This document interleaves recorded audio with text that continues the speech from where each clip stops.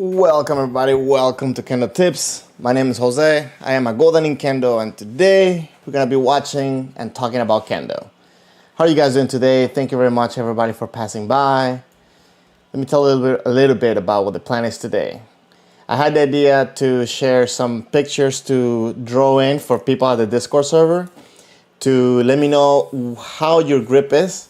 So I'm going to be looking at some of those things and kind of sharing a little bit of my thoughts on how to hold the sword. We're going to talk about why it's important to hold it correctly and some of the benefits we're going to get with a proper grip. Welcome, Abby. How you doing? Thank you for passing by. Really appreciate it. I'm still finishing the setup here. Make sure I have everything correctly here. Okay. Everything seems fine. Let me see. Yep. Okay. Now, I did forget the chat, didn't I? Give me a second. Let me make sure I have the chat working. So, Abby, you got practice today?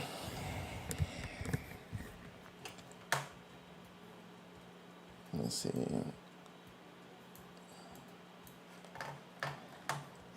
Okay, chat.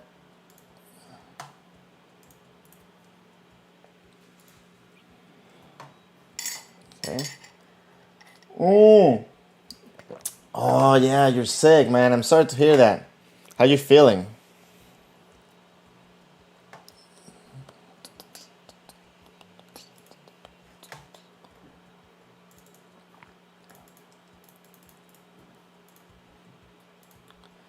Okay, so the chat should be working right now.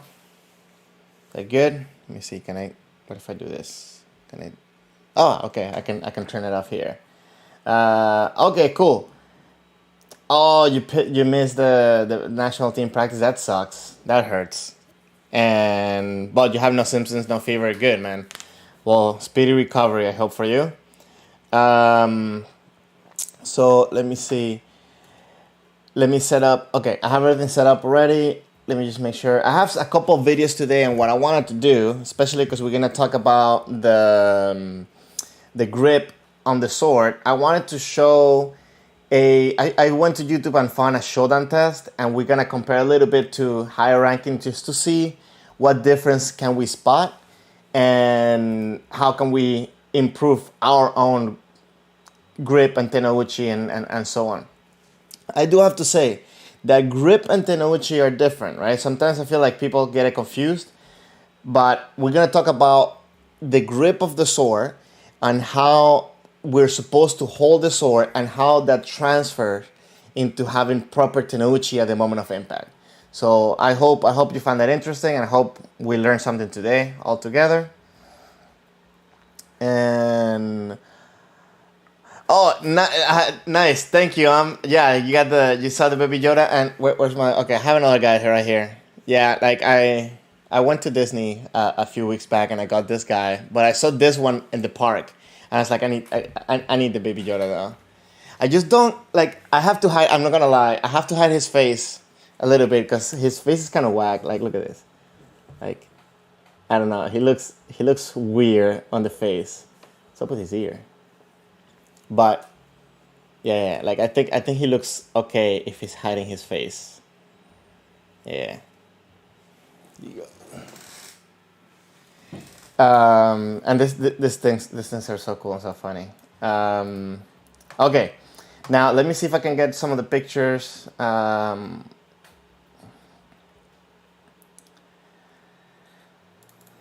Okay, Discord. The face cannot be unseen. Well, you're welcome.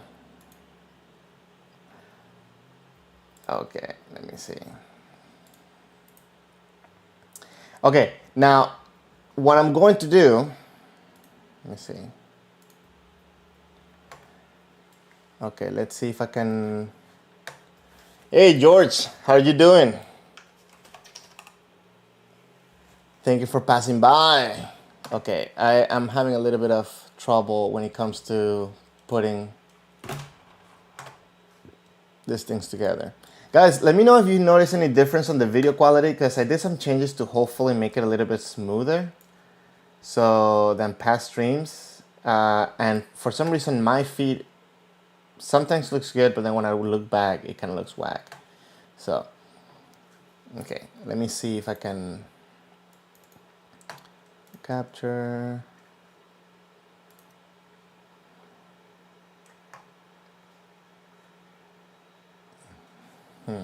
How can I crop this?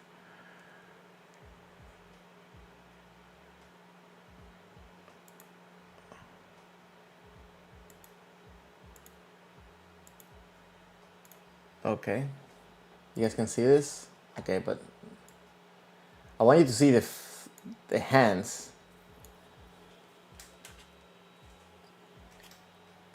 Your auto is setting up to 144. That's weird. Should be more. Okay, let me see if I can make this bigger.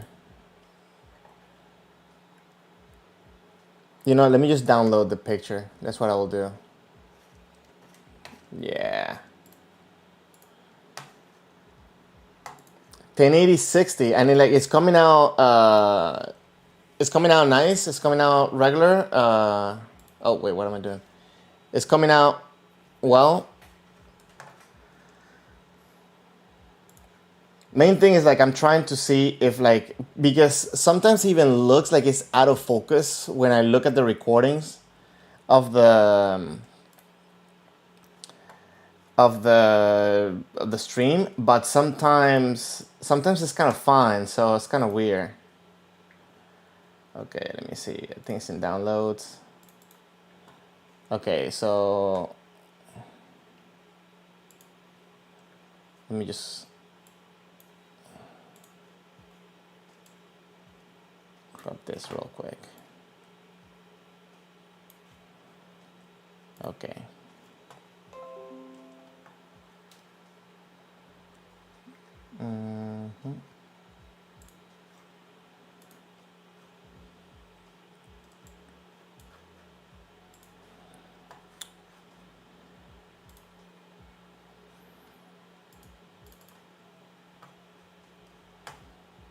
Okay, quick test on this.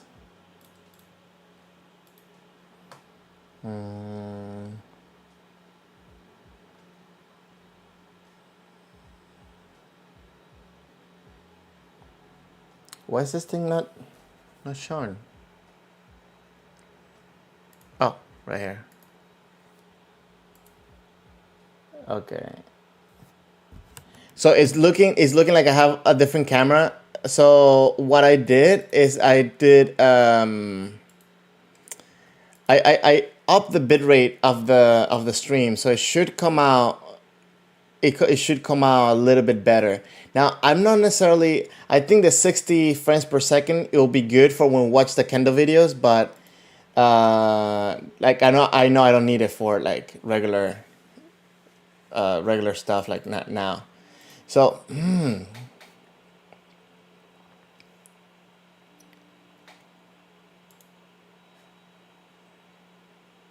okay, so why is this thing not showing? Where is it?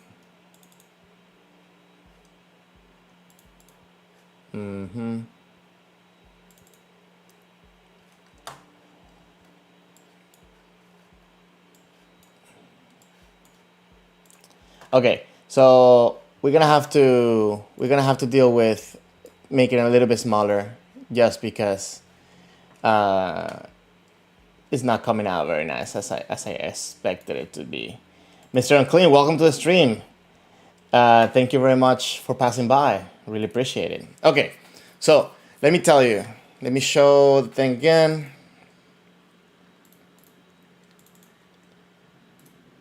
Okay. Maybe if I do this. Maybe I can do it like this. Okay.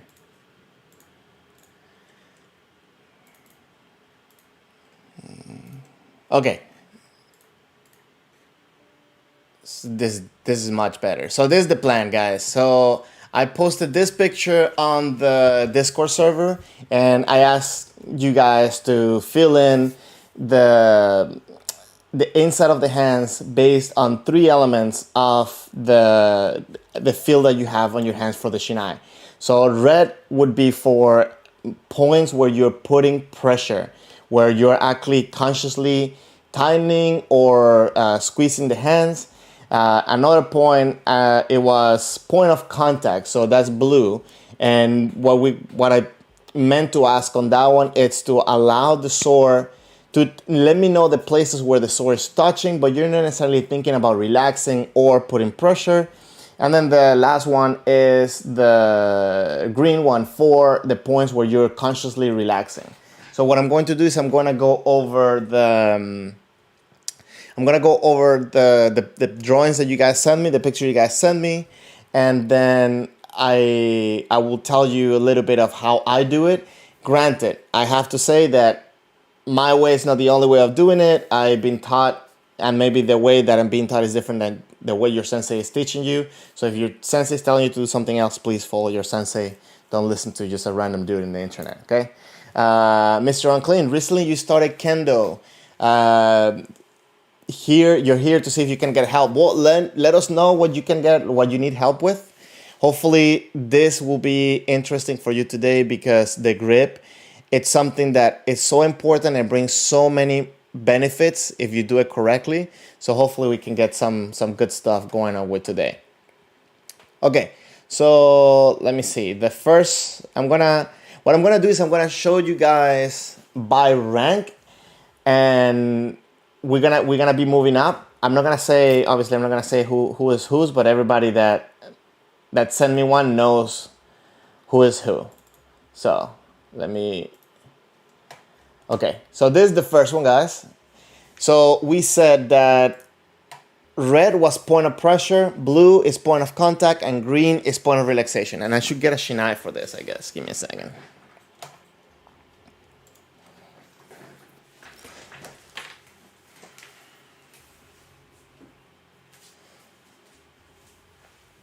And I also have a marker, because I'm gonna be a kindergartner today, and I'm gonna mark my hands. I'm gonna draw my hands to point out the points that I wanna make.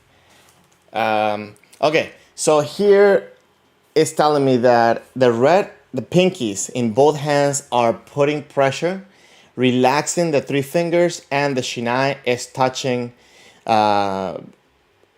pretty much in the middle of the hand, right? So like right over here. I think it's pretty good. I'm going to say, okay, and I did make a mistake. I'm gonna say this. The left hand, the picture of the hand that you see on the left is actually the right hand. So that was my fault. I should have put it backwards. My bad. So I will assume that the person did it as I intended it, and we'll talk about it this way. So we're gonna talk about, can you see this? Okay, this is the hand on the right. So, and this is the hand on the left. So we're gonna start on the hand on the left. So if we start on the hand on the left, which I think he actually meant it backwards, because I'm guessing that he's talking about this here. So you know what? I'm gonna assume that this is the left hand. Now, it looks like it's kind of like over here. Because as you close the pinkies, the way that his hand, let me see, let me put it like this. Okay, the way that his hands is, it kind of looks like the pinkies will close this way.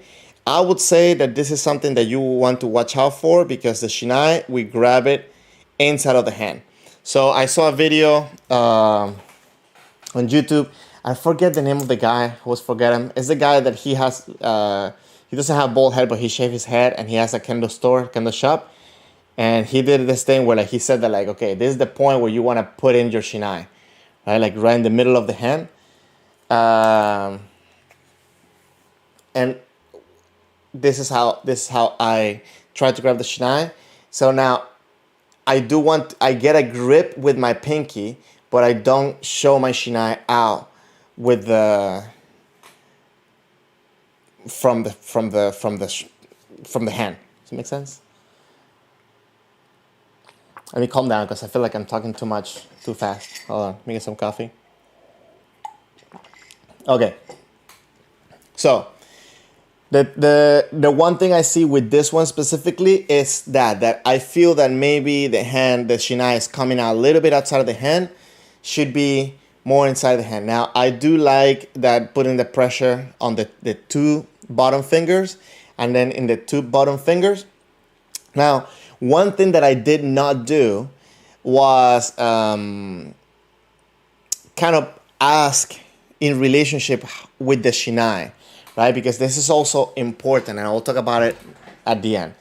But it seems to me that it's pretty good. I like how he's having the shiai, the notation that the shiai is touching on the front. But I would have to say this, my shiai, well, I'll share when I share my points. Let's go to the next one. Okay, let's see who was number 2. Okay, this one, okay, this one, very nice because you put which hand was right and which hand was left. Avi says that, to be honest, instructions were clear. You assume what I said. Yeah, but the instructions were clear, but the picture was not. So I think maybe I could have done better.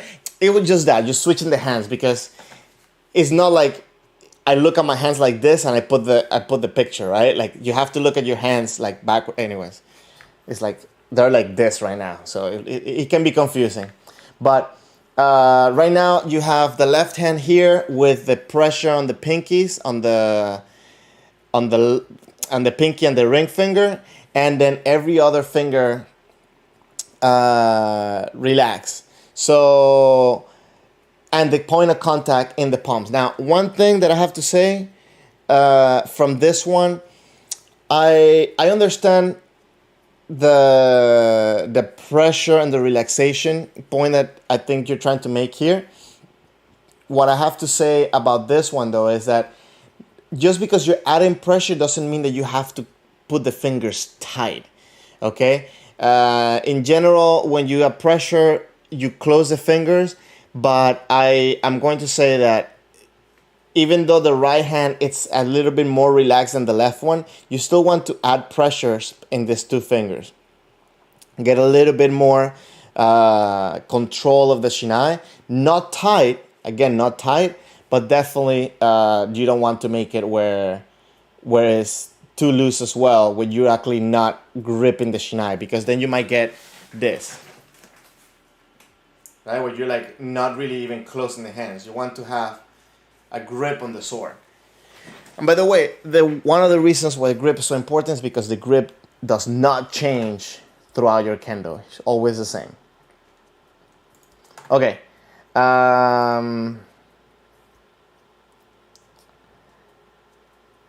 So we are in Nidan territory now.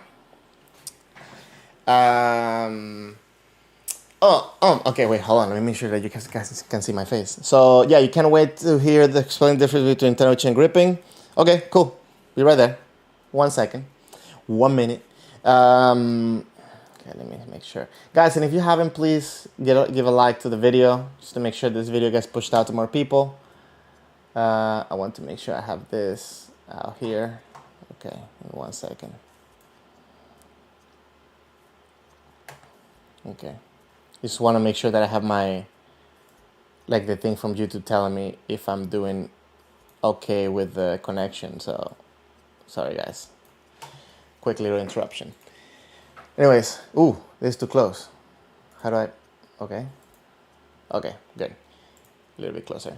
All right, okay, so this is Nidan territory now, and let's see what we have going on here. So, I'm liking the tightness around the outside of the hands, especially for the thumb here, because you do want to have leverage with the shiai.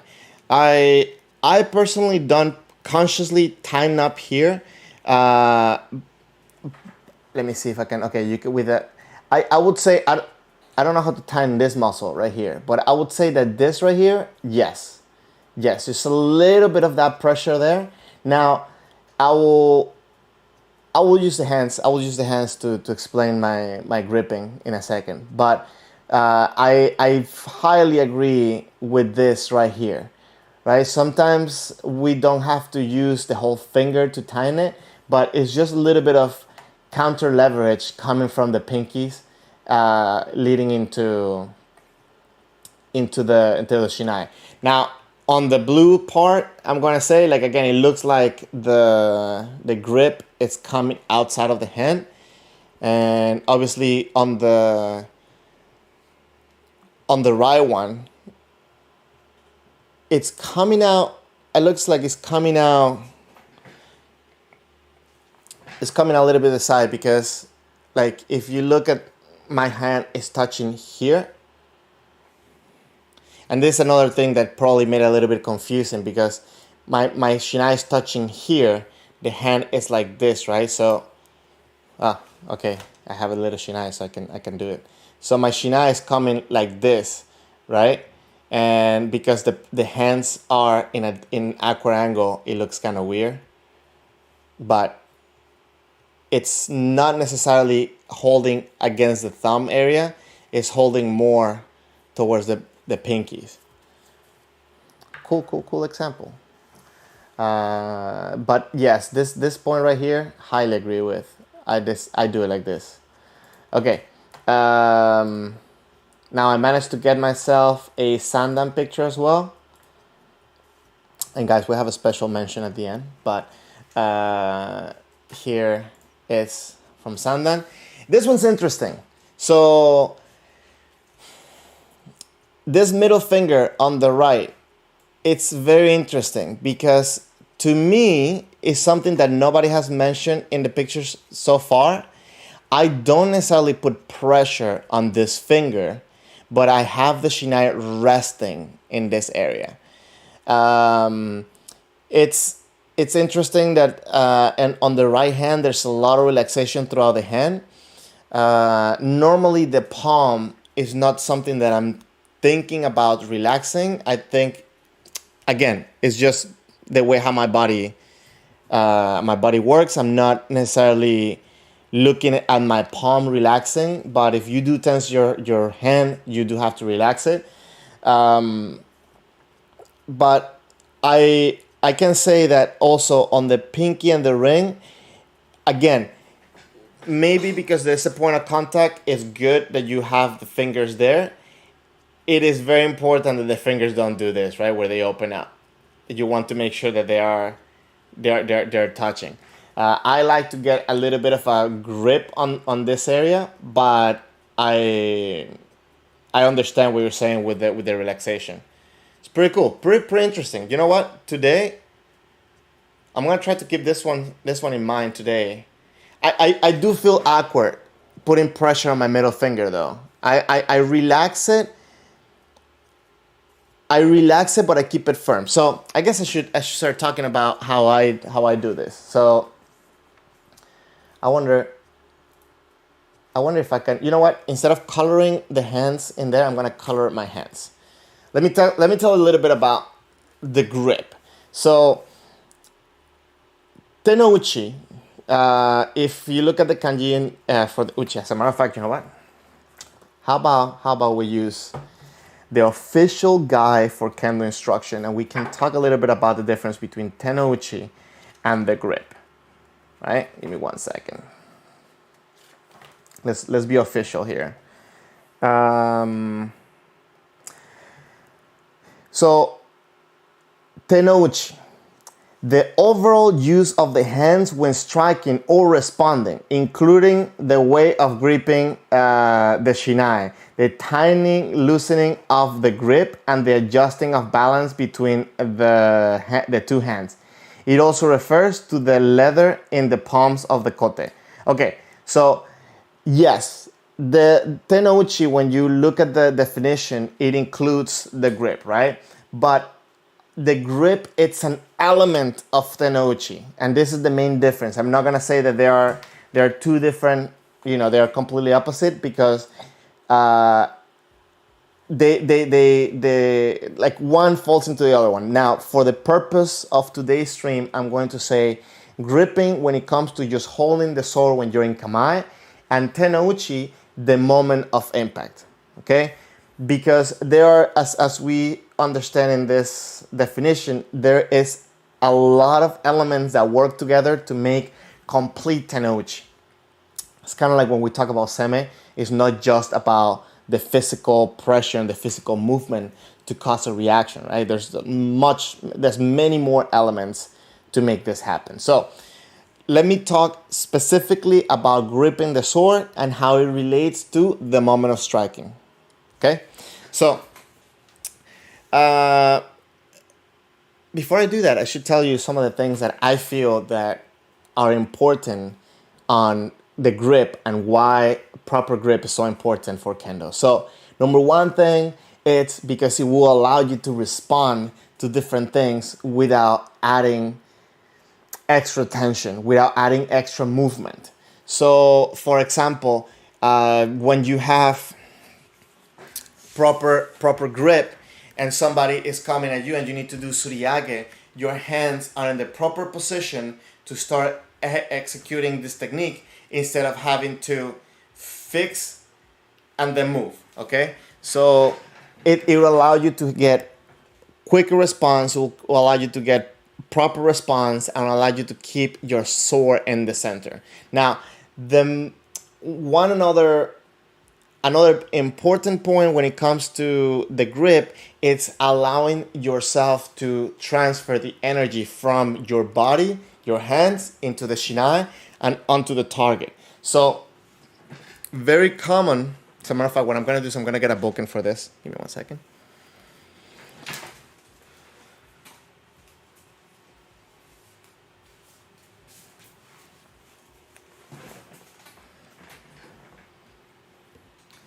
And the reason why I'm getting a bokken too is because obviously it will be easier to see since it's not round and it's oval. So if you have the sword properly gripped, when you are transferring the energy from the hands, you know what? Let me just take off the chat real quick.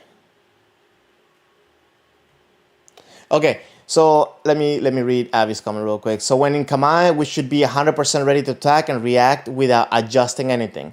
So that's a whole different beast that we're talking about here. But yes, so I would like to say that although you want to avoid reacting, you want to act and cause a person to react. Of course, you're going to react every once in a while, and proper kamae, proper gripping, proper posture will allow you to get a better reaction than if you didn't. So, and it will allow you to not overreact. Now, let me see, like when you have proper grip and you're trying to, let's say like I'm attacking for man and I'm transferring the attack into the man, it is very important that the hand is placed properly, because this hand will hold the sword as the left hand it's continuing the momentum, and then it will allow your body to transfer the energy through the palms into the sword.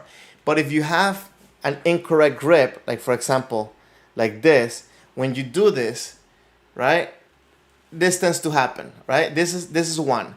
The other one is that you do this type of thing and then you see stiff.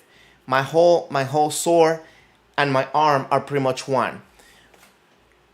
Proper grip, again, will allow you to have better impact, better execution of Tenochi, because it will allow you to be relaxed. And we didn't talk about the wrist. We only talked about the palms today, right? But it will allow you to be relaxed on the palms, on the wrist, so that way the shiai can create momentum and accelerate until the very last second to get a better impact. And then with proper grip, you also have the best control of the sword after that moment of impact, because you can sharply stop it regardless of how you stop it, or like regardless how fast you're going into your technique. That makes sense? I feel like I'm talking a lot. You know what? I'm actually, what I've been thinking about lately is kind of like edit it.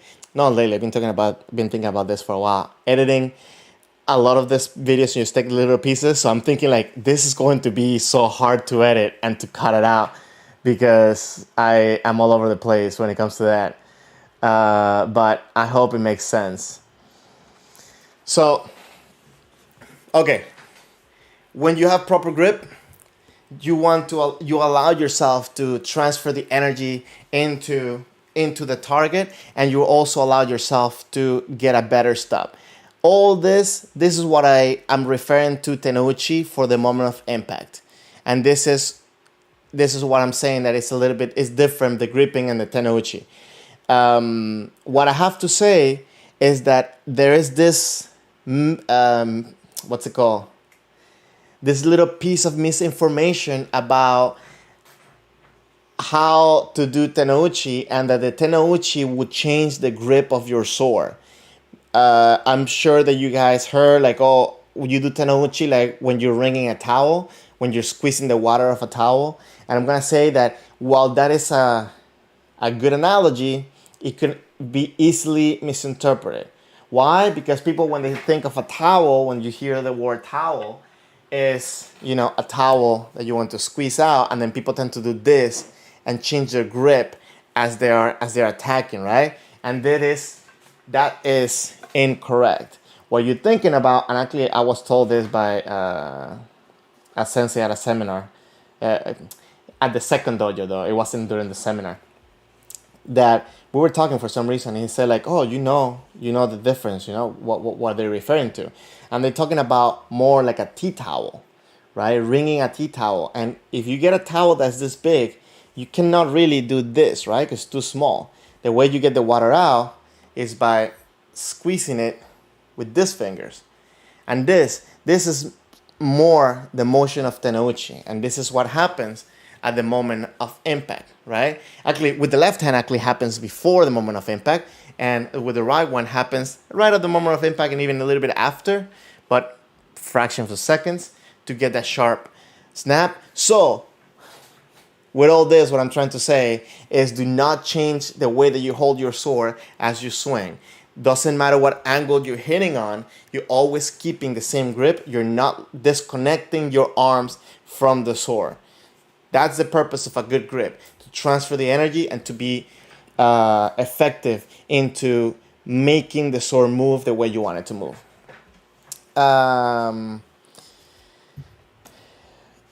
George saying makes sense. Cool, thank you. If you have different thoughts, please share them my way.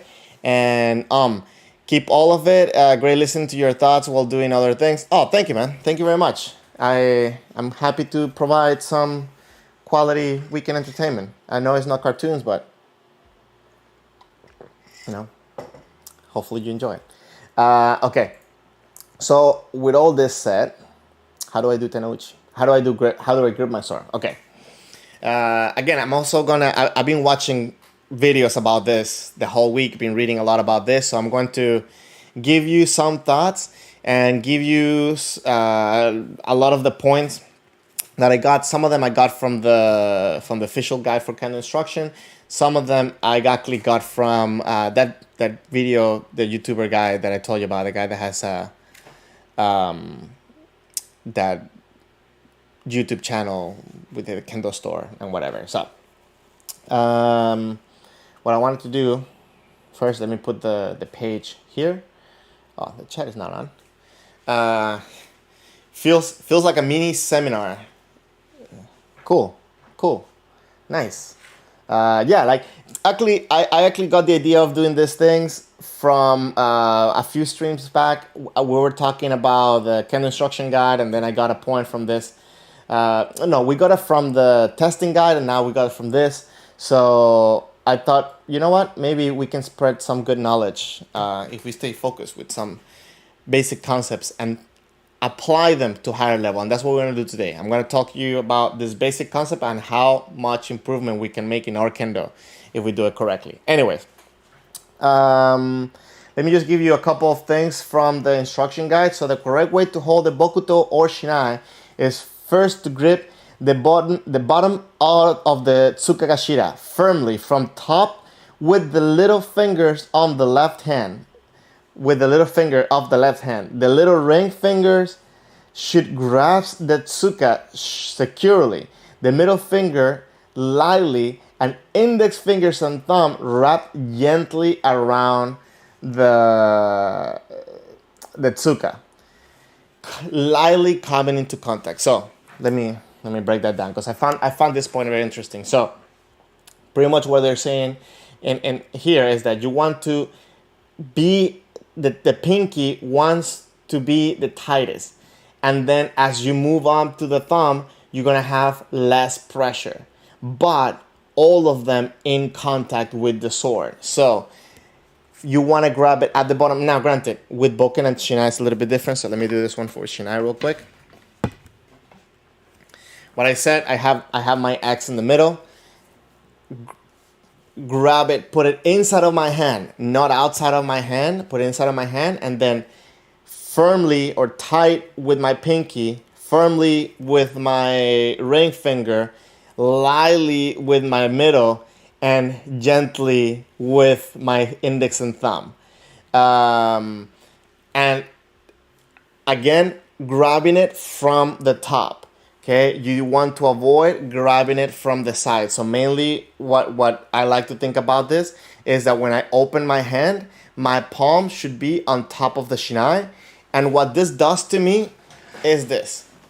It connects, you see, it connects my arm into my shiai. If I have it sideways, you see like my arm is kind of like aiming a little bit outside of the shiai.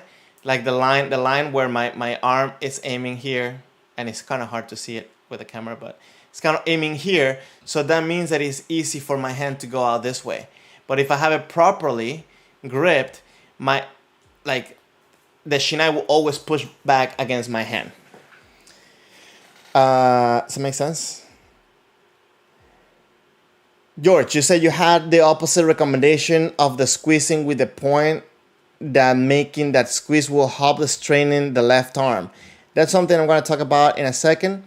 But if you got that advice, because there's also that can also be valid when you're talking about the left hand, the arms straining, but you do not want to change the grip.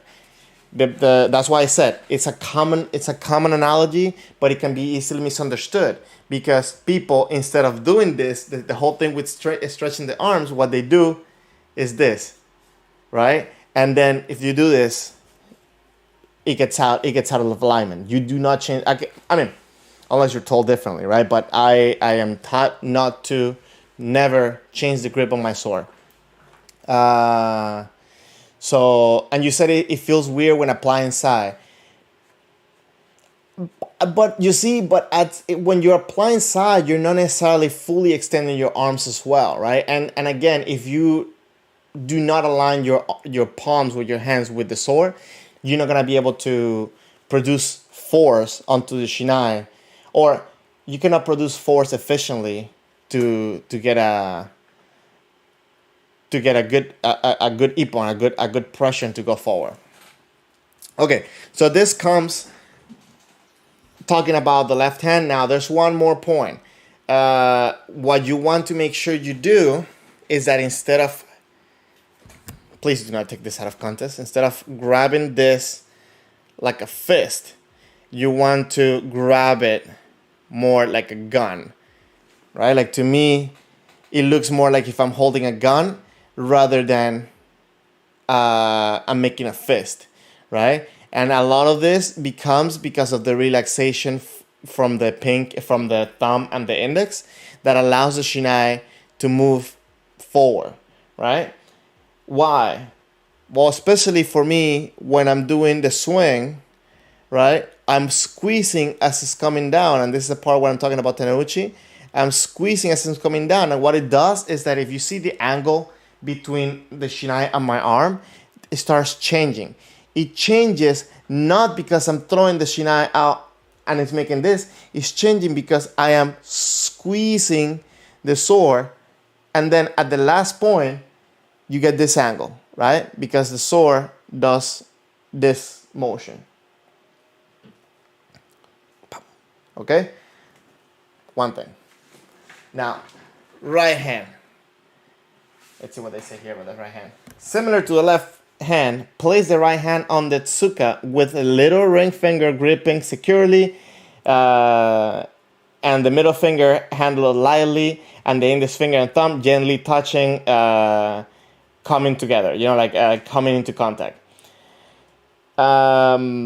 the right hand should be slightly separated from the suba. The right hand should be slightly separated from the suba. So, meaning, again, do not do this. Okay, get a little bit of that separation.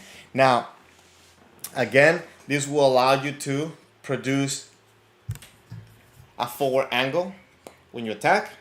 Okay, now quick little pointers that I got from YouTube this week is that you want to graze the suba with index, and the separation here between your thumb and the suba should be about 2 fingers. Okay, so okay, not too much obviously, and not too close. Wanna have it relaxed a little bit. Mine's like about 2 fingers and a half, right? But you want to make sure that it's not like this, number one, and it's not separated from the suba. Okay. One quick little thing that I like to think about is that everybody knows, everybody talks about the whole thing with the V. Make sure that the V is aligned with the. A lot of people say the Sukagawa, right? But what happens is this thing twists a lot. So I try to align it with the Suru. But one thing that I like to do is that once I have somebody that understands this position properly, I like to make sure that the right hand lands on top of the left one, and they can feel this and then separate it accordingly. Okay, so if you do this correctly, this part of your hand should fit in this part of your hand like a puzzle piece. They should connect with each other like this. Okay, now let's talk about my points of contact, my points of pressure, and my points of relaxation. So I already talked about the fingers, so we're not going to talk about that right now. My shinai, let me do it with the boken. My sword, okay, it is not in contact with the bottom of my left palm, okay? It is in contact, as I said before. Let me see. This is what I'm gonna do. I'm left-handed, guys, so this is gonna be a little bit awkward for me. So what I'm gonna do, I'm gonna touch this. Okay.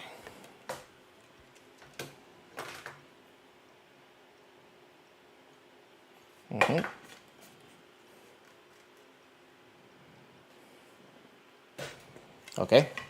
So my point of contact with the sword, obviously because you squeeze the finger, it will get more area, right? But like the main point of contact is the bottom half of my pinky. Sorry guys, I'm left-handed, so this is going to be super weird. So the other part, this part of the finger is not really in touch, right? Now, I am putting pressure mostly with the upper part of the finger. And the reason why I'm saying this is because I've seen this before. I've seen people trying to squeeze like this, like with this part of the finger, and it makes an aqua grip. I try to squeeze with the tip of my fingers inwards, right? Now, that's number one thing, and I think the most important. You don't want to grip it like this. It's a little bit of an angle with the bottom part of the pinky. Again, my sword gets in contact with the top of my hand, with the top of my finger, and in this one. In this one, in the ring finger, it is more even throughout the finger. Yeah, and again, this the shinai should be inside of the hand. Tora no kuchi, so that's a tiger's mouth, right, George? Yeah, with the hands. That's an expression. I like it. Okay, so now, because this is a two-handed sword, the right hand, it's also very important to understand. and it's very important to understand the mechanics. So, like the left hand, the pinky and the ring are firm on the sword. The middle finger is it's slightly it's with a slight pressure on the sword, and then the index and the thumb are very relaxed. But when I'm in kamae, my sword is resting in this part of my middle finger. Okay, my sword is resting right there. Why? Very important, because this for me, it's a point of it's the point where the sword rolls off as I'm pushing forward. So when I'm in kamae, instead of everybody, okay, sorry, you know what? Let me just, yeah, I should come up here. I hope I don't break anything as I do this. Oh, whoa. Camera, come over here, come on. Yeah, I think I disconnected something. No. What did I do? I disconnected the camera, guys. 1 second, guys.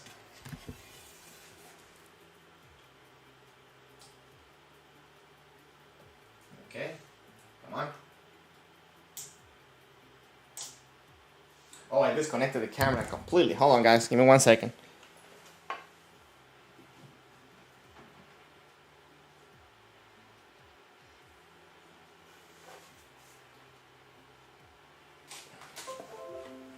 It wasn't the USB, it was the power.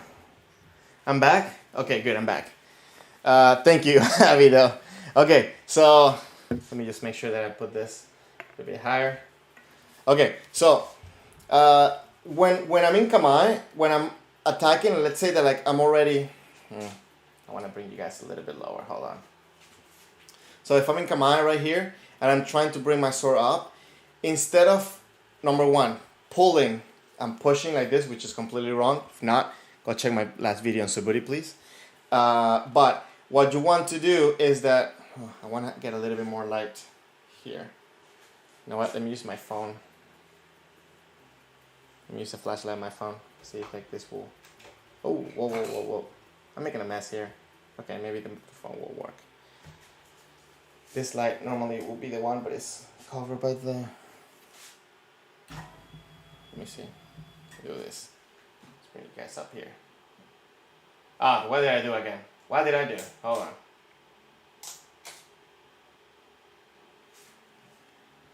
Back. Okay. So as I'm gonna stand on my tippy toes so you guys can see better. So from here, I'm resting my sword on my middle finger, and then when I'm pushing forward to do my attack, the sword, it's kind of like pushing in and is rolling off the middle finger, right? That allows me to not put force with my bicep as I bring the sword up. It allows me to just throw my arms forward. Now, the next thing is that from here, my right hand will guide my sword, will tell the sword where to go. So for me, it's very important not to tense this up, and because if I tense it, it's not gonna be able to help me stop the sword at the end to do the Tenochi. So it's very important for me to have a good grip that is flexible, relaxed, and ready to do what it needs to do. So I guess the biggest point I'm trying to make here is that the middle finger serves as a balancing point, as a roll-off point to go up. Now, if I have my hand on the side, right, rather than on the top, I also cannot provide proper energy to the sword, because what's going to happen after I push, I'm going to have to pull, right? Push, pull. So when I pull, if my hand is on the side, I have the chances of doing this, or even worse, I cannot really put any pressure to make the good contact. So when you have it properly, what I'm going to do is I'm going to stretch my sword here. I'm going to rest it on my monitor, so hopefully I don't break it. Now, when I put the impact on the sword, what I do is that it's like I'm pulling with my left hand, and my right one is serving as a point of stability to make sure that the force transfers into my target rather than I lose my grip and lose the impact into the sword. That makes sense? Hope it does. And now this leg is twisting. Okay, there we go. Hope that makes sense. Okay, let me bring you guys down slightly. Okay. Let me see. Any questions? Everything so far so good? Let me know. Melina, welcome to the stream. Thank you very much for passing by. You're saying always with my right hand, you put as you say it, so always they attack your kote. Oh, okay. Actually, that's a very good point. So when you're in kamae, again, if you have a good grip, your kote is exposed once the sword is out of the center.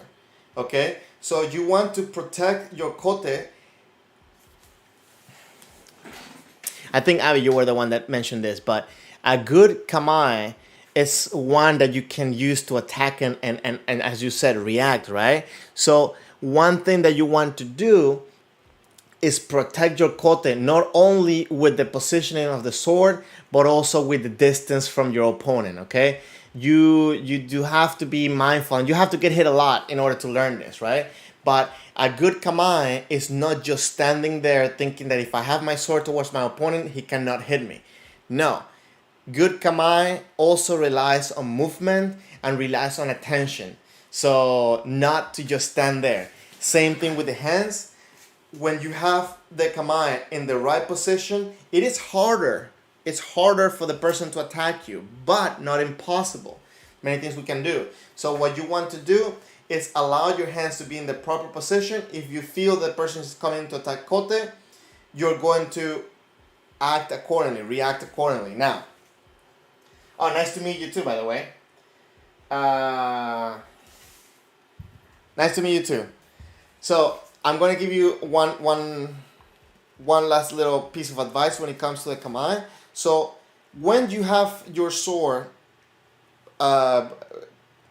correctly aiming at your opponent, it is harder for them to attack you, but also it makes it harder as you attack. So the main mistake that people make, especially when they don't have this roll-off point, is that they do this to lift the sword, right? And a lot of times they do this and they try to do it with the left and the right hand as well. Whatever, as long as you don't use the bicep and you use this rolling point, this is what happens. You're extending the hands forward. So you see here, big target. Here, not only smaller target, but also in an angle. And also, most likely, when you have a shiai and you have a tsuba, also protected by the tsuba. So it makes it much more uncomfortable to actually hit this target when you have it properly. So, make sure you have a good grip to build up to your good kamae, to build up to good impact, Tenochi, so on, etc. Melina, thank you very much. It's very nice to meet you again. Please, guys, if you haven't, hit a like and subscribe to the channel if you haven't. I really appreciate it. Okay, so I did say that we have a special mention, and it's because we got a Nito submission. So, and this person was very clear in saying entry level Nito. Let's talk about this one. Let's. Okay, this is my official Nito set right here. This one and this one, I guess. Right? I have my Nito set right here. Oh, Baby Yoda fell. What the heck? Hold on, guys. Baby Yoda fell. Get there. Okay, he's gonna be hanging there, but so Melina, so now you understand it. Yeah, anytime. And by the way, I didn't do this. Anybody If you have any more questions, if there's anything you don't understand and you'd like to get more information, you are welcome to pass by the Discord channel. So this is what I'm going to do. And guys, anybody can do this throughout the stream. You can just say Discord. And the Discord channel, the Discord server should pop up. What you can do is that the link that's going to show up in a second, you can go into it. You can log in. Join the Discord server right there. And this way, if you have any questions, you can talk to people from different parts of the world, and they will be able to tell you, their advice or their thoughts onto whatever question you have. So let me pin the message so that way you guys have it up here. Okay, so this is the Nito. This is the Nito submission. Hold on, is it? Wait, no, this is not it. This is not it. Sorry. Where is it? Okay, this is Chudan. 1 second. Where is it? Okay, entry level Hidari Nito. So again, you have the Shoto and the Daito, right? So let's see.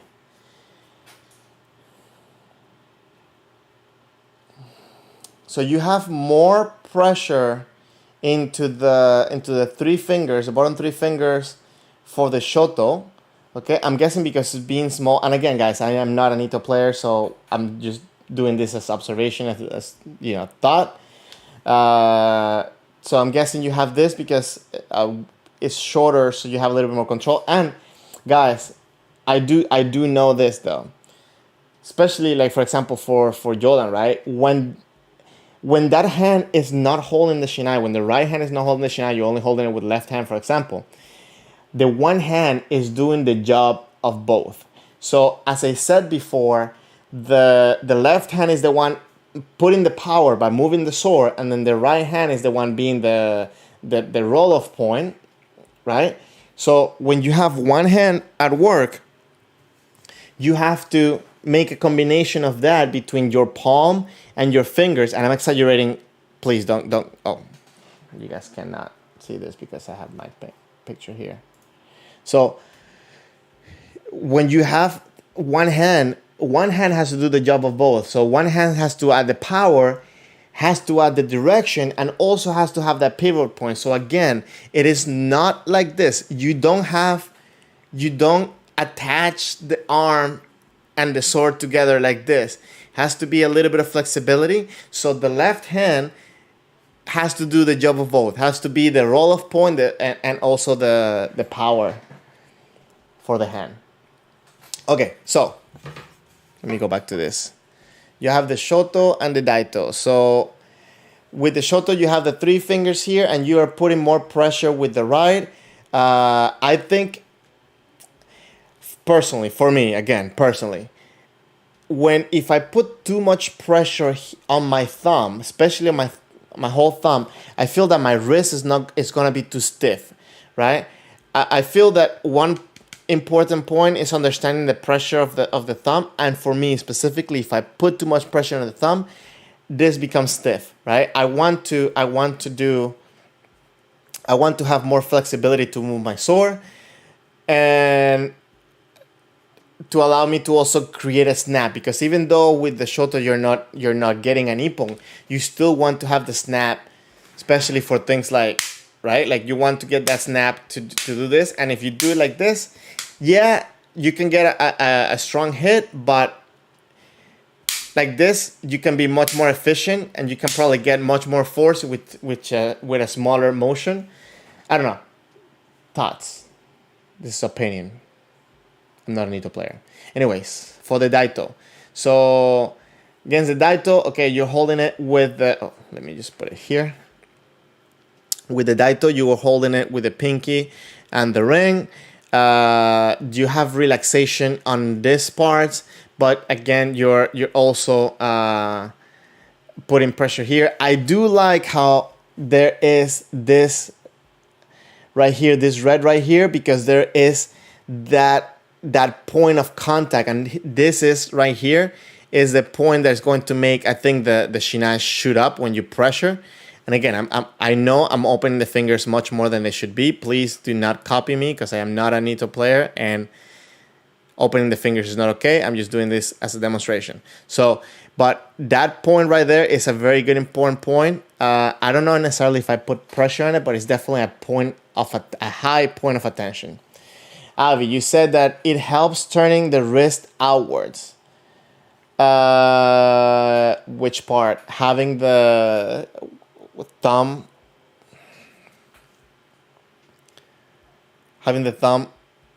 with pressure. Is that what you're saying? What helps? Let me know. For the shoto. Okay, yeah. Cool. That's actually good to know. So again, please don't listen to me when it comes to this because I don't do Nito. For me personally, I feel that if I focus, I'm not saying that you shouldn't put pressure with the thumb, but I'm saying for me personally, I feel that if I focus on pressuring down with the thumb, it's going to make my wrist stiff. In my kamae, in my chudan specifically, what I want to do is have as much flexibility on my wrist, and if I do this, I feel like this again. I feel like this right here tensing up, and it stops my momentum. It stops my motion. Right? Does that make sense? So, but with the shoto, I know it's a whole different animal. It's a whole different beast. Yes. So this is what I wanted to do, guys. And because of this video, I actually got an idea to do for few next streams, and I'm gonna ask you guys for it. I'll tell you in a second. What I got for today is I got a shodan testing. I got a random shodan testing, so don't ask me where it's from. Don't ask me. If you go to shodan test, Kendo shodan test in YouTube, it's the first video that shows up for a shodan test. But what I did is I got a random test so we can see some of the elements that are missing or that we can improve, and then we're gonna see some higher level kendo to kind of compare it and to bring it together into how can we apply it for our own kendo. Okay, so give me 1 second while I open this.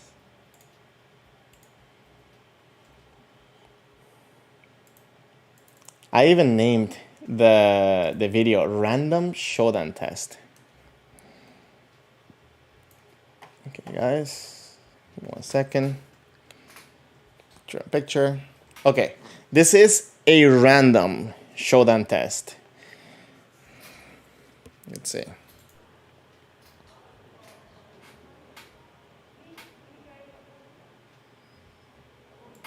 Okay, we're gonna try to look at their application of their kamae, the grip. The application of the grip and the Tenouchi, okay? Yeah, that's what I want to say because I got distracted by their Sonkyo. I'm not trying to be mean, but I was about to correct it, and I just need to make that note for myself. Wait, why is the chat not here? Hold on. Whoa, chat. Okay, George, you see, turning the wrist would help the point the shoto forward and apply pressure. Interesting. So. Yeah, and again, I know, George, you practice with a Nito player as well, right? And maybe some of the stuff that we can ask to figure out how can we understand this better, because I think that in order for us to do better kendo, we have to get these experiences. Anyways.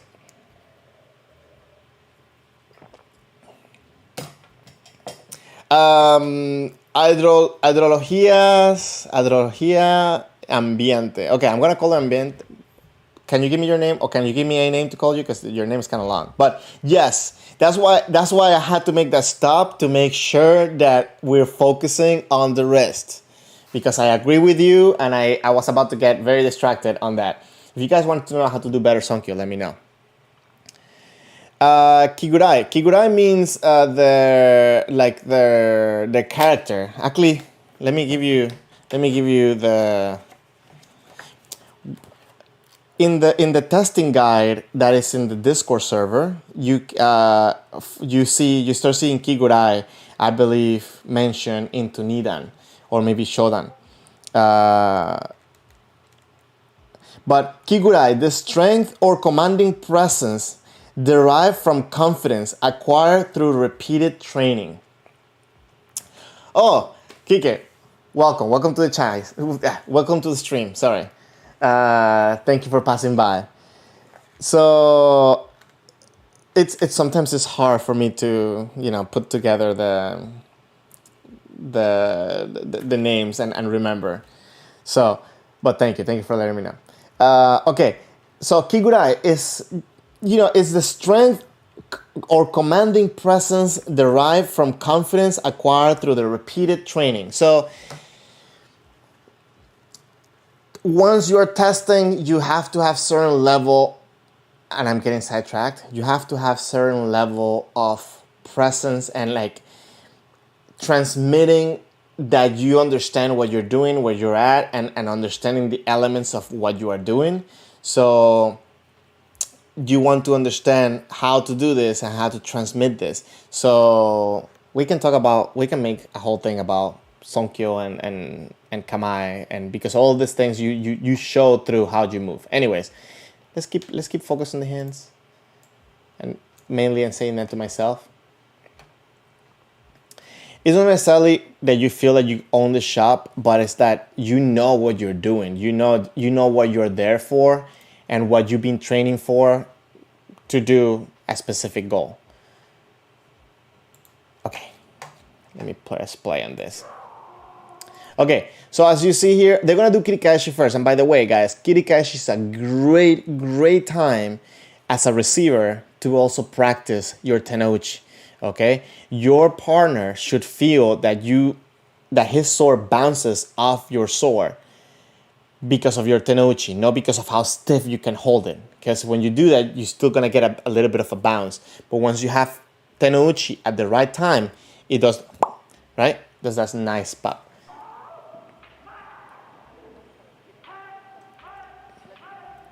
Okay, look at this. And this is what I'm talking about, flexibilities on the wrist. Look at the motion of the sword compared to the arm. So you see like the sword and the arm.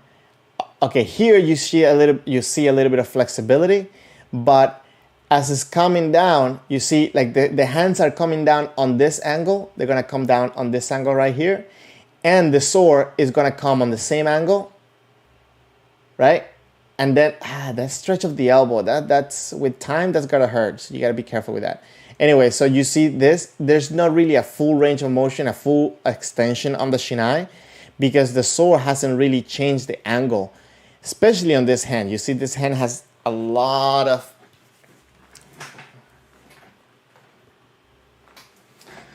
this hand has like a little, has a little angle here. You can get much more extension to make the sword extend towards your opponent rather than hitting on this angle or this angle.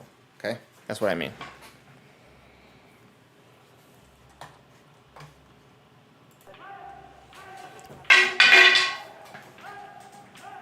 You see? Okay. So if you see, it looks like he's throwing the shiai forward. He's kind of like whipping it forward with a push. And again, the shiai and the arms are moving at the same speed. What you're looking to get with the proper Tenouchi is to accelerate the sword while the arms are moving. Because obviously, you get to a point where you cannot move the arms any faster, but you can move the sword faster than your arms applying Tenouchi.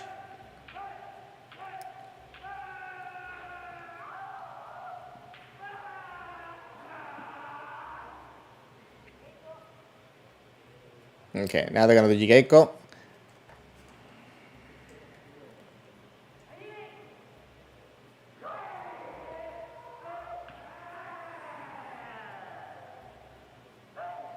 You see,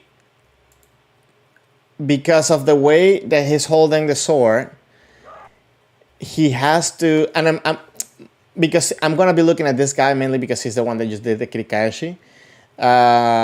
and is the one that we already seen his wrist move. So if you look at this, he has to create momentum.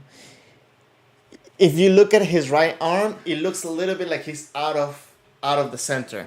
So as he does this, he has to use the right arm to pull the sword towards him in order to lift the sword, right? And here it seems that he's using his shoulder and his biceps slightly. You see, he's bringing this hand toward his face, and then he pulls, but he cannot get a proper extension. Even if he misses, he doesn't get a proper extension. He kind of stops in an upper ankle.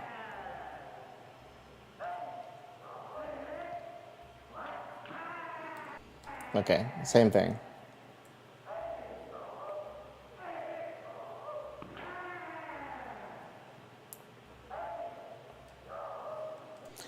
So this type of things, guys, don't do in testing. There. Not necessarily all that you're gonna receive you're gonna do the mukaitsuki, but it's the fact that like right here is like he just fell asleep and he just didn't move when he saw the guy coming in. This is not showing confidence. This to me is showing just a little bit lack of attention. It looked like he purposely moved the sword to land there. But again, he did that a little bit late, as if like he was just standing there.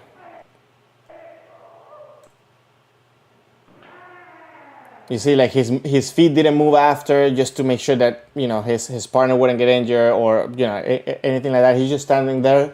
He's not really avoiding himself getting hit. He's just having the shiai in front of him. And obviously his partner didn't know how to necessarily handle that, so he wasn't able to go through. George, he's creating because of his lack of control with the sword, because obviously the good grip will give you good control. Because of the lack of control, he's trying to create momentum through body motion.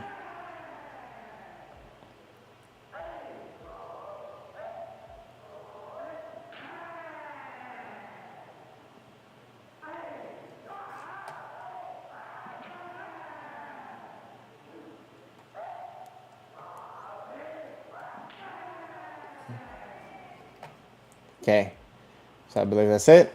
Okay, so if you see that, he's not allowing himself to get the best range that he can get, and he's not allowing himself to get the best opportunity, because he is taking, when you do this, he takes too much time. Let me just do this. When you do it like this, when you don't have the proper grip, it takes too much time for you to actually get the technique going. It stops you, and it holds you back. A lot of times when people say, oh, you got faster, it's not necessarily because your muscles got faster, but it's because your technique became that much more efficient. Okay, now, guys, I think Baby Yoda fell again. Okay, what's going on with you, bro? Just like chill over here. Hold it. Hold on. Oh, now you're gonna fall too? Okay, chill. You guys, chill. There. Okay. Now the other guy fell too. I'll fix him later then. Okay. I'm just gonna have you here. Okay. Stay there. Okay. Now,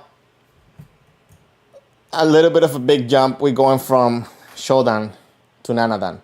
And this is Nabeyama Sensei against Sotaru Sensei from Tokyo, I believe. Let me just set you guys up with a little bit of better view here. I'm not in frame. Okay.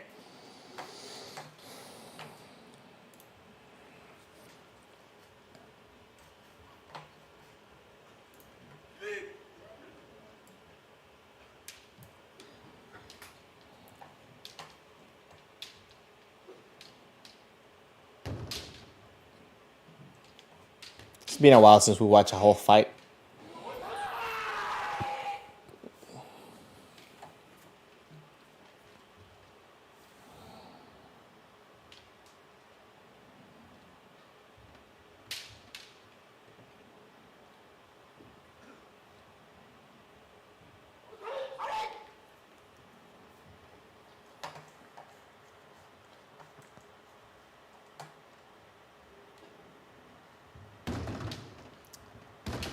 So you see this motion right here, very important to see because good grip allows you to do this, okay? Okay. Okay, so going around, keeping the extension forward, right? He has relaxation on the wrist. He's allowing himself to keep his opponent away from him, okay? Now, as he moves forward, this is also very interesting. Look how he moves, using the left and the right hand together, the left and right hands and arms. Allow himself to bring the tip around, back, right? Change all these angles now. All at this point, at this point right here, he obviously didn't attack, but his fingers already, he's creating that tension. He's lining up his arm with his opponent and waiting for the right opportunity. Obviously, he didn't have the opportunity, but it was definitely a good point to understand how, you see, how it makes all these motions. And if you look at this, look, he's going to throw a big hit right here and miss, not make any contact, and recovery. It's also very important. It brings the sword around and bring it back towards the person. Melina, thank you very much for passing by. Anytime, and if you have any questions, you can also join the Discord server, and we can give you answers there. Thank you very much for passing by.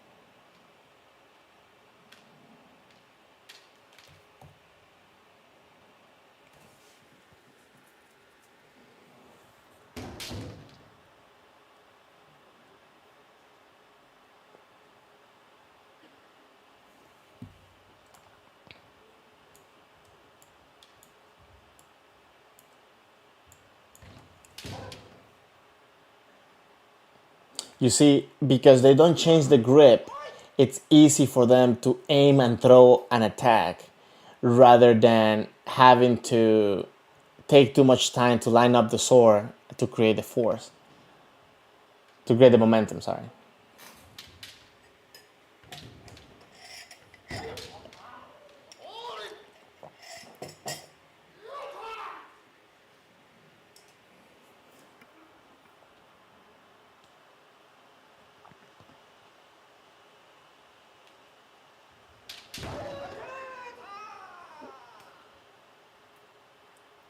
Nabayama Sensei has a great man, and we're gonna go back to see this one.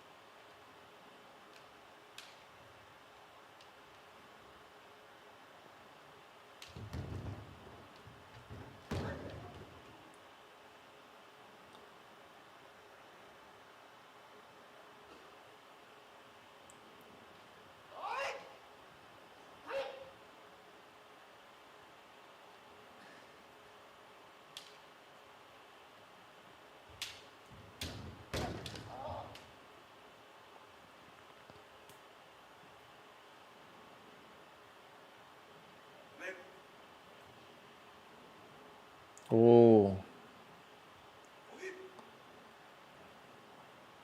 Wonder if they're gonna give a Hansoku. Mind you, this is pre-COVID, so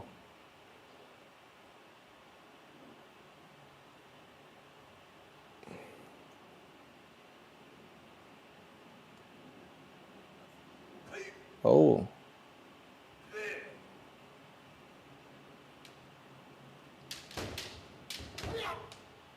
Okay, this is another point. I'm gonna write this one down too.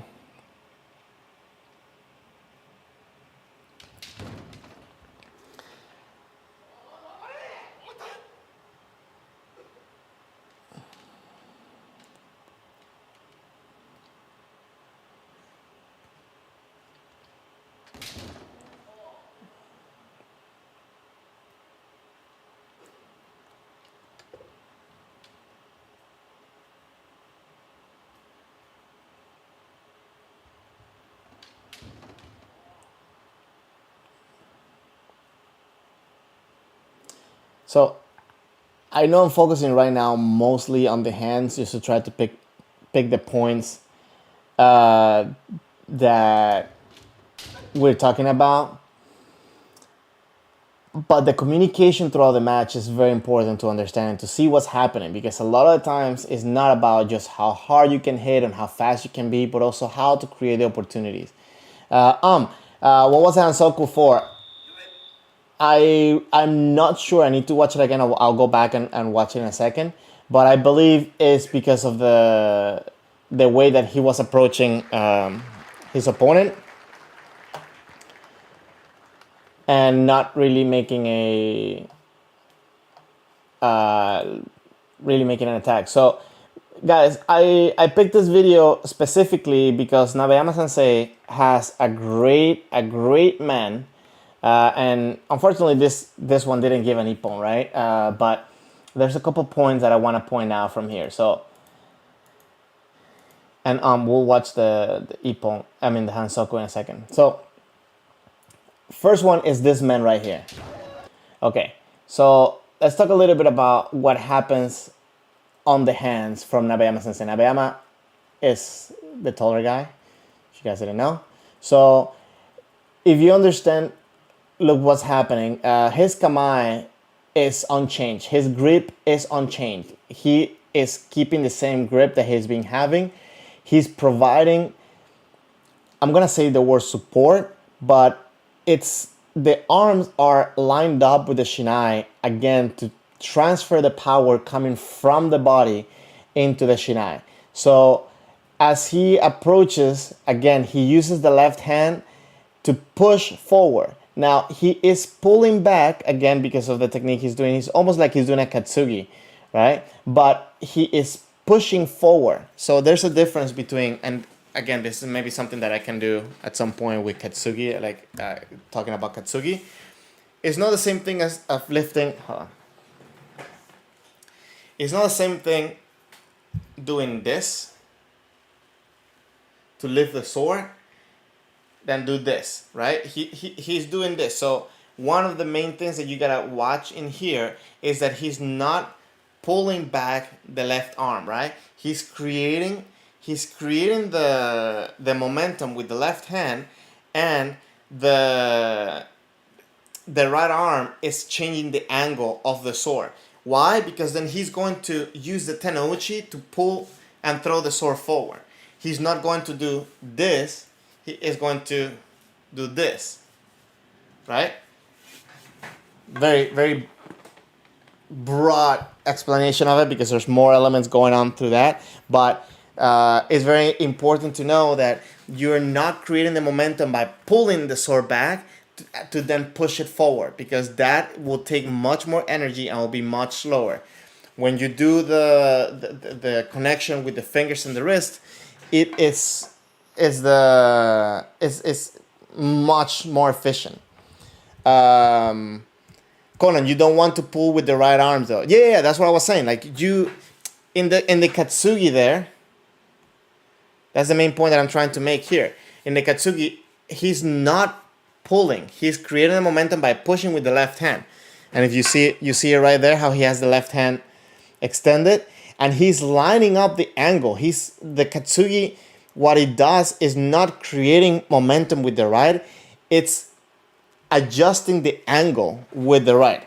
Correct? Correct? Right? I'm making stuff up? I think.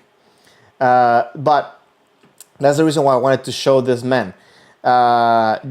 He is not creating the momentum by pulling back. Now, he is keeping, again, the grip unchanged, right? It's not like he's not doing this, okay? Again, he's not doing this. The grip stays the same, and he changes the angle with still the grip and the wrist showing flexibility. Oh, I wanted to do slow motion. Hold on. Conan is a steering wheel, but the left wrist twist into the angle. Yes. Again, and there are many elements at work. Like, this is not as simple as just pulling the sword and pushing and throwing it forward, right? There's many things going on, especially as a reaction to the opponent's movements, right?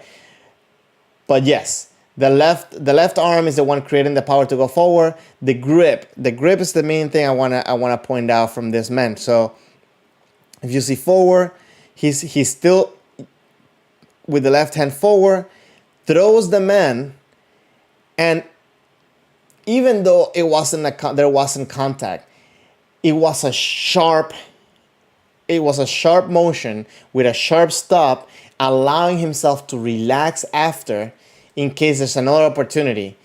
There could have been an opportunity at this point, but there wasn't. But that's the main point that I wanted to bring up when it comes to understanding that the grip doesn't change. Even when you're, this is a good pause here. Even when you are in shiai, you don't, and I see this a lot too, people relax by bringing the hands out like this. No. You still in kamae. For me, the way I think about it is that shiai is kamae with the tip up. It's the same thing. Same thing as kamae. Matter of fact, let's test it right here. So this is shiai. Look at the position of his shoulder, his arms, the intention towards the opponent, and as he separates. Okay, we'll separate. Come on.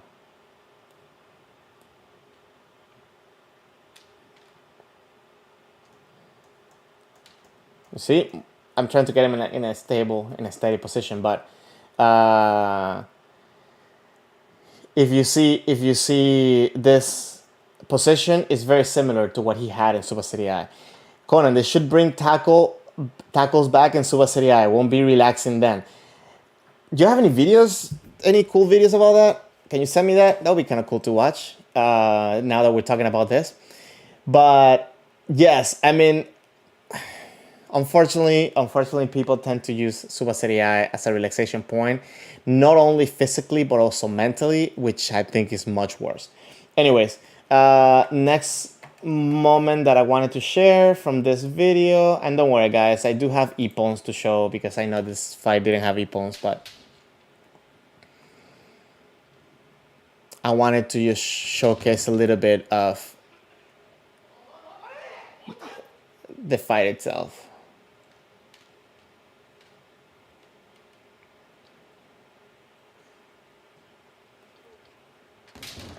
Oh, where was it? Oh, okay, hold on. This was the Hansoku. I'm guessing the Hansoku comes a lot from Nabeyama Sensei kind of sticking to the opponent and always kind of coming forward and stopping there without wanting to make a separation. I don't know. What do you guys think? But there was a moment that I wanted to share.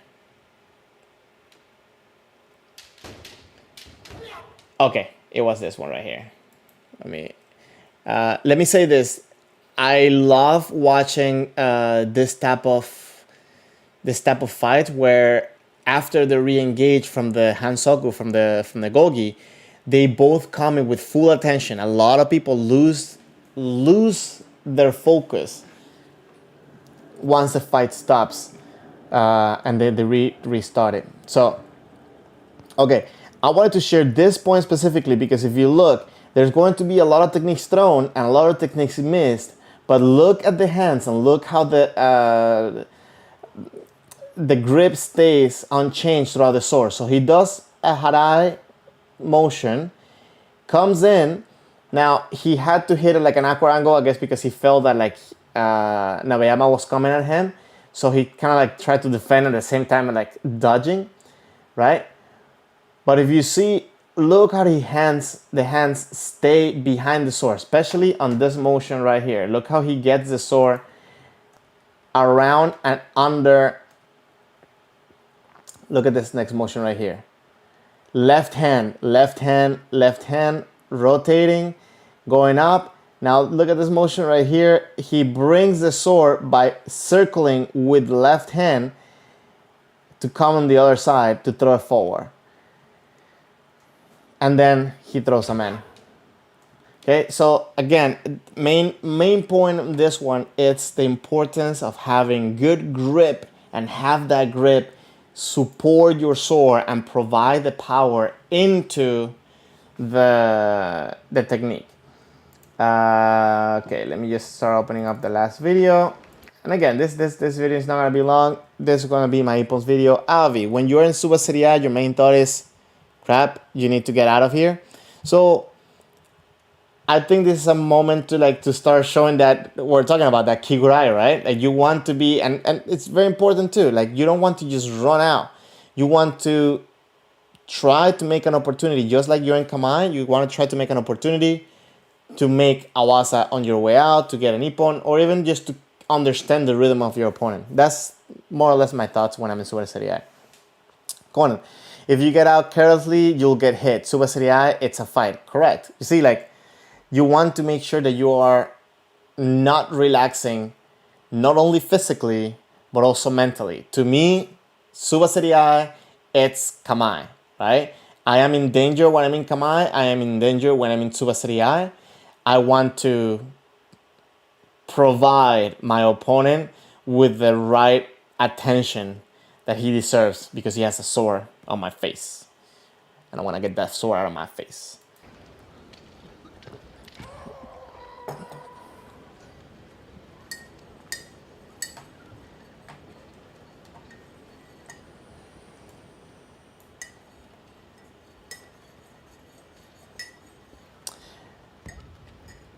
Oh, I wish the ippon was a little bit closer though. The camera kind of far.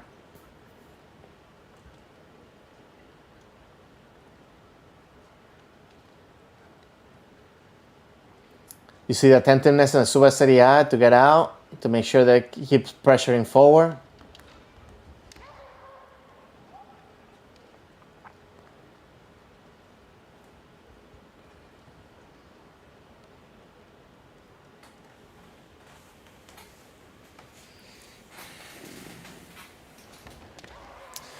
Oof, tremendous kote. And again, I think that kote is one of those waza that you need to have good Tenouchi if you're going to get a good pop. What I wanted to say before, I kind of forgot, guys, is that I made a suggestion channel for the stream. If you have any videos that you would like me to talk about, discuss, and go over them here in the stream or even during the week in the Discord, send them my way, send them there.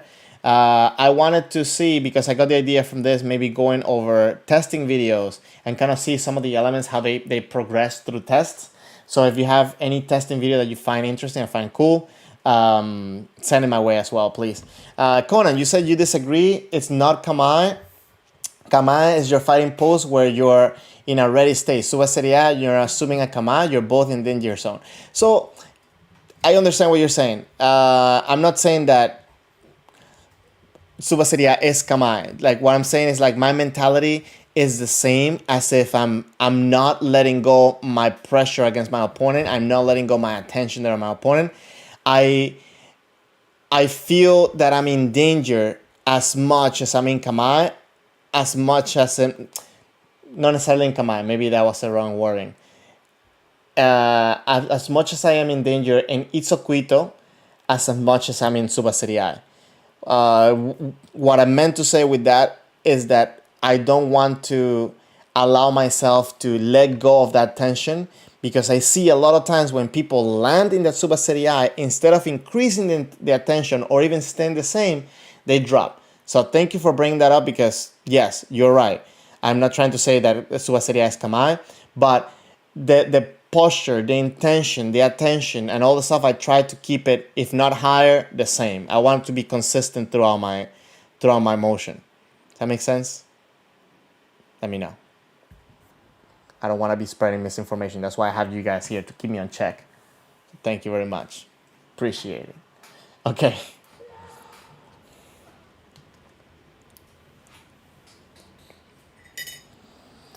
So Uchimura, which we know is king of Kote, I guess. Not king of Kote, but he's really good.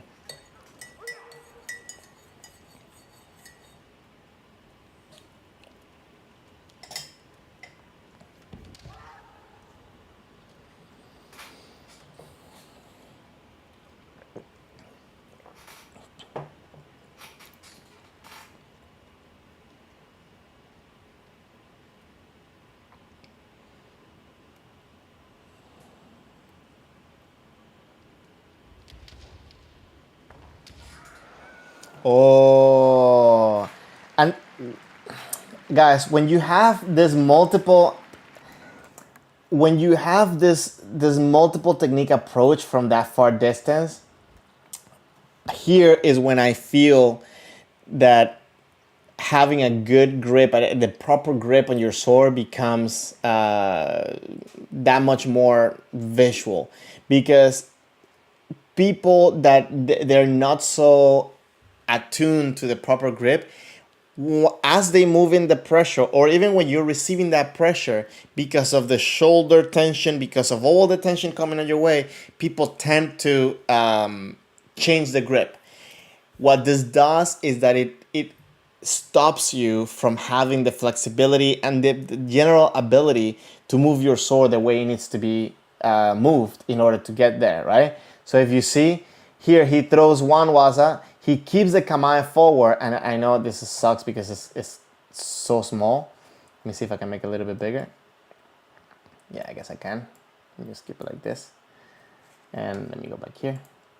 Okay, as he goes forward, you see he does a big motion to kind of go out to get his opponent to drop the sword out of center, and goes immediately to the man. Again, if you have any type of change in your grip, the control is not going to be there, and he's not gonna get that sharp snap on the ippon, on the contact.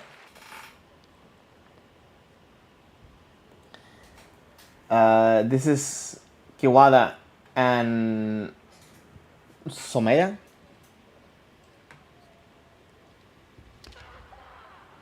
Kiwada's on red, by the way. Ah, Yomeya.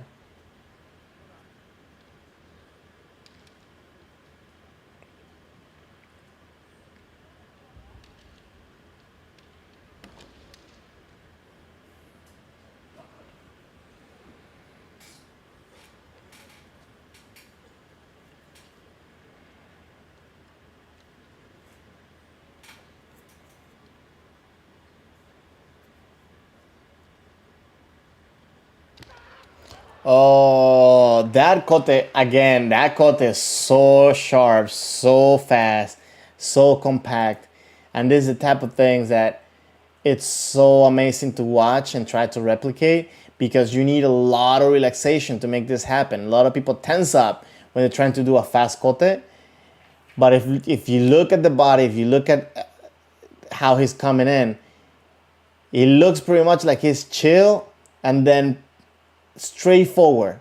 Not He did not pull back with the right arm. He kept the right arm forward, straight towards the target, and got all the power. All that power, all that pop came from wrist and fingers. Body as well, of course.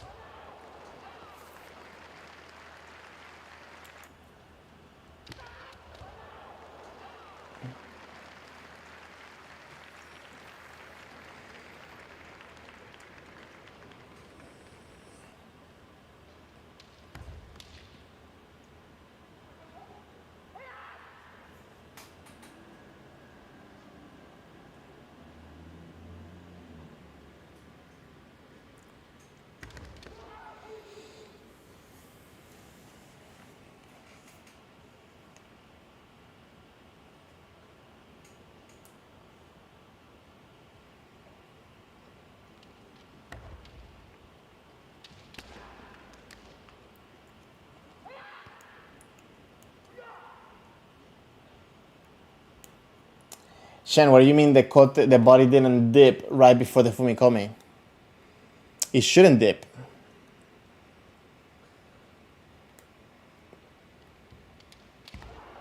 Oh, you guys know I love the situations right here. Okay. So in here, look at the engagement of the left foot. He's going forward. He is throwing the tip forward. The arms are straight towards the opponent, not changing the grip. All of this to create that pop. And another thing, make sure that right after you hit, you relax those fingers, relax the wrist, keep the arms engaged though. A lot of people, they disengage by pulling back, disengage by pulling towards them. No. Keep the arms engaged as if you're going to do maybe kotemen, right? Even if you don't do the next waza, you want to be ready for it.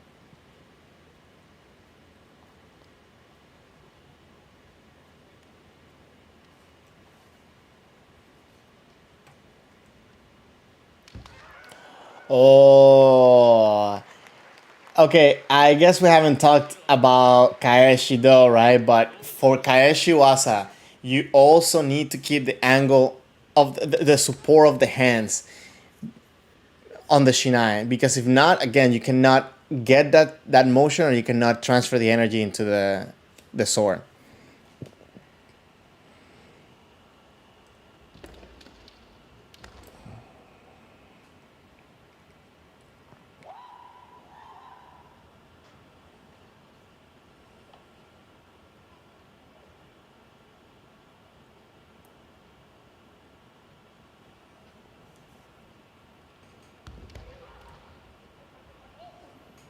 Takanabe is on white here, by the way, and Kiwara is on red.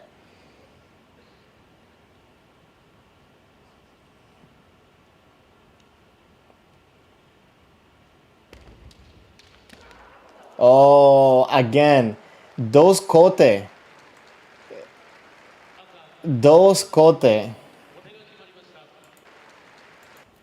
again. Linda, FYI. Sorry, don't understand what you mean. Welcome to the chat, by the way. Look at that kote. Look at, look, he keeps the intention forward and gets that ippon. I wish there was a different angle on this camera, but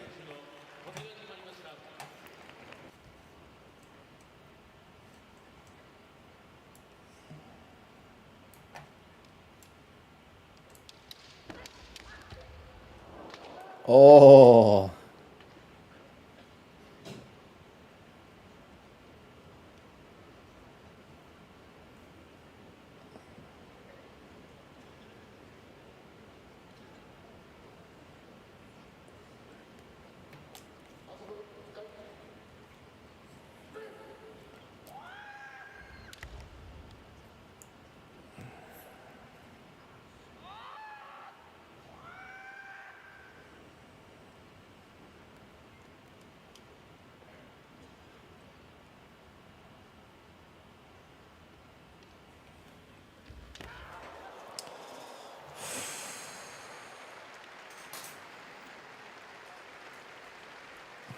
Well, you guys know how I feel about Osaka Kendo. Oh, that was the year that Kiwada won. Okay, so that was the last ippon. Guys, so main thing, I feel that with these little details, I feel like we can make a lot of progress in our kendo by getting this little details. So they're big details, but there are small changes or small things that we can pay attention to that are going to make a big difference in our kendo. Having the proper grip on the sword can bring you many, many, many benefits. So I would say that I did time researching and asking questions and finding out not only what could be the best grip for me, but it's something that I am constantly trying to figure out if I'm doing correctly, if I can do it better. One of the main things I want to say is that try to make this a habit, find out what works for you, because you can get so much faster and stronger. I say stronger in quotes because it's not necessarily about applying force, but it's about getting a proper impact. Because good grip not only will allow you to have the speed, but also will allow you to transfer the energy coming from your body into the technique, into the impact, and into the landing of your shinai. It's very important to understand this, and it's very important to keep developing it, because a lot of the times it's not that we cannot do a technique, it's not that we cannot get a better impact. A lot of times is that we are lacking these little elements that makes it complete. So I don't know, I hope that makes sense. If you guys have any questions, any other points that you like to bring up, I'll welcome them. um, I think that as we move up in kendo, it's very important to make these details, what's it called, second nature, so that way we can keep moving forward. And I hope I hope you guys got something good out of today's. I'm gonna just give a little bit of a last second uh, thoughts. Is that for me, when I talk about connecting the sword and the arm, I'm talking about making sure that my arm, my hand is on top of the shinai. Again, because as if as I'm transferring the power, I can transfer it through my palm, and I can also use my fingers to add that motion into the shinai. But if I have my sword even slightly, if I have my hand even slightly out of it, what's going to happen? The squeeze, instead of being a squeeze towards my opponent, is going to be, if you look at it, it's going to be sideways. So even if I'm cutting forward and I'm squeezing, I'm going to be squeezing sideways. This is what I believe causes many times to hit and slide. That look at the baby Yoda dying, but makes it hit in a different part where it's not necessarily straight and slide. The slide normally comes because you're putting too much force with the right hand. And a lot of times people tend to do this because they're looking to add more power to their hit, because again, they cannot transfer the energy effectively. But if you have this, you can control the sword, you can bring the sword down towards your opponent, you can create good momentum and get a good impact and have all the control you need to make sure that this is a sharp and effective technique. And again, I haven't started talking about all the waza, like suriage and kaeshi, all these things, which I will talk about, which I'll keep bringing up and making videos about. But I just wanted to start introducing all these basic concepts before we move up, because even if you don't have all this other waza, your kendo can look much more higher level if you have these elements from now. That makes sense? Hope it does.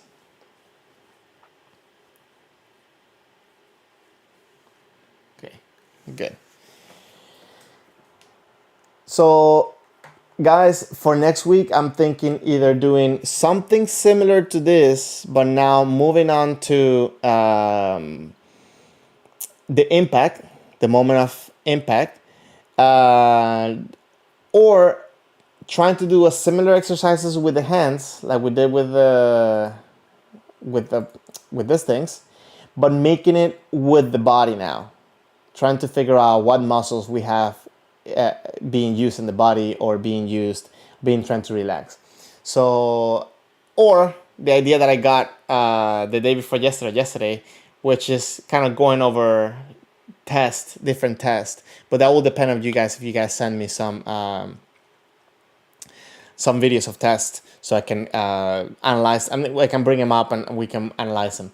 I just want to make sure that, you know, like they're like kind of anonymous tests and like there's like random things that like nobody will feel bad about commenting, even though I have the best intentions when I comment on these things. Hold on, let me just put a little bit of music. Shen, you need to rewatch the beginning where you talked about the pictures you sent in Discord. You were sleeping. Oh, no problem, Shen. Yeah, it's there. That's the beautiful thing about YouTube and streaming YouTube, that it stays on the